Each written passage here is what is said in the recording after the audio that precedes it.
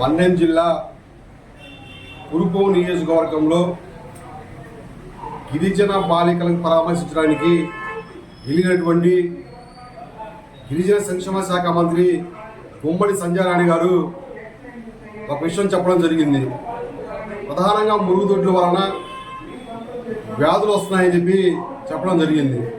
మేము ఒకటే అడుగుతా ఉన్నాం, అసెంబ్లీ సాక్షిగా మా స్థానిక శాసనసభ్యులు మాజీ మంత్రివర్యులు పత్తిపాటి పుల్లారావు గారు చిలకలూరిపేటలో ఉన్నటువంటి గిరిజన బాలుర వసతి గృహాన్ని నిర్మించండి, ఒక ప్రత్యేకమైనటువంటి పాఠశాల కేటాయించమని చెప్పేసి అసెంబ్లీ సాక్షిగా ప్రస్తావిస్తే ఎందుకు మీరు చేయలేదని చెప్పేసి మేము అడుగుతా ఉన్నాం. ఈరోజు గిరిజన బాలుర వసతి గృహం కానివ్వండి, గిరిజన పాఠశాల కానివ్వండి అస్తవ్యస్తంగా ఉన్నాయి. కనీసం మృతుట్టు పరిస్థితి కూడా చాలా గమ్యగోచరంగా ఉన్నాయి. ఎందుకు మీరు చేయించలేకపోతున్నారని చెప్పేసి మేము ఈరోజు గుమ్మడి సంజయ్ రాణిని గిరిజన సమీకరించి ప్రశ్నిస్తూ ఉన్నాం.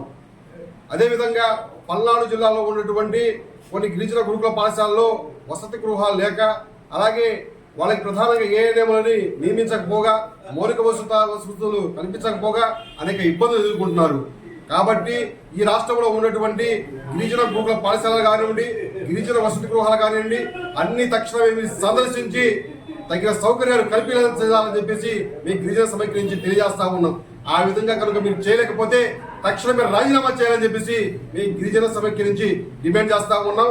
తక్షణమే ఆయా కార్యాచరణ మీరు చేపట్టకపోతే రానున్నటువంటి రోజుల్లో తగిన మూల్యం చెల్లించుకోవాల్సి వస్తుందని చెప్పేసి మేము హెచ్చరిస్తా ఉన్నాం.